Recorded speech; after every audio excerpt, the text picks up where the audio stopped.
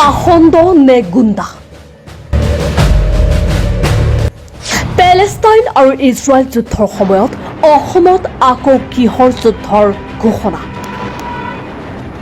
এয়া অশ্লীল video' viral কৰি নিজকে সংখ্যালঘু সমাজত কি শিক্ষা দিব বিচাৰি আছে এই ধুৰন্ধৰ প্ৰাণীবোৰে যুদ্ধ অশ্লীলতা নে মহৰণ কোন এই আৰিফা কিয় তেওঁলোকে সমাজত অশ্লীলতা বিয়পাই আছে এটাৰ পাছত এটা অন্যায় আৰু অশ্লীল কৰ্ম অব্যাহত ৰাখিছে এবাৰ দুবাৰ ক্ষমা কৰিব পৰা যায় কিন্তু বাৰংবাৰ একেটাই কাম কৰি নিজকে কি বুলি প্ৰমাণ কৰিব বিচাৰি আছে এই সকল ভণ্ড ক্ৰিয়েটৰে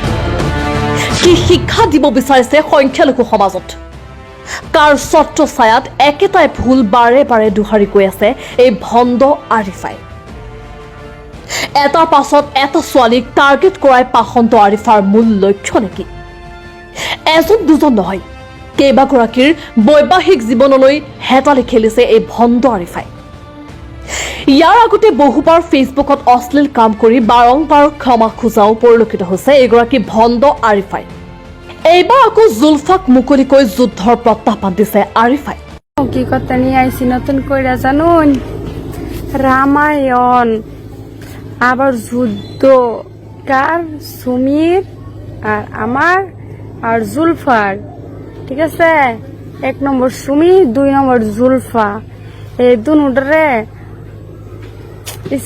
এবাৰ জুলফাৰ বিৰুদ্ধে খুজ লোৱাত জুলফাই কি প্ৰতিক্ৰিয়া দিছে এবাৰ শুনি লওক আপুনিও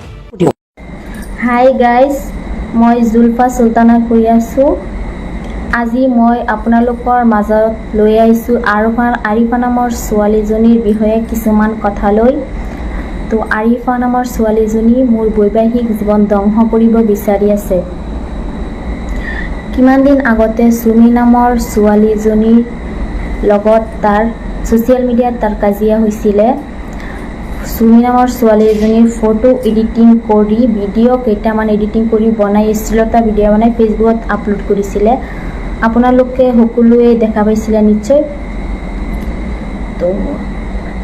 আৰিফা নামৰ ছোৱালীজনী কি কৈছিলে নতুনকৈ পেজ খুলি এতিয়া আকৌ নতুনকৈ পেজ খুলি কি কৈছে সুমিৰ বিষয়ে আৰু মোৰ বিষয়ে আপোনালোকক দেখাই আছোঁ নতুন কইরা জানুন রামায়ণ আবার যুদ্ধ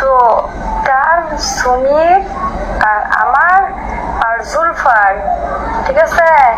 1 নম্বর সুমি 2 নম্বর জুলফা এই দুনুডরে এতিয়াতো আপোনালোকে চালেই মানুহ বেচা হ'লে কিমান তললৈ নামিব পাৰে আৰিফা নামৰ ছোৱালীজনী ভিউজৰ কাৰণে আৰু ভাইৰেল হ'ব কাৰণে সব কৰিব পাৰে তেওঁ 1 নম্বৰ বেচা ছোৱালী হয় এতিয়া প্ৰশ্ন হ'ল ছোৱালীক টাৰ্গেট কৰাটো আৰিফাৰ মূল চৰিত্ৰ নেকি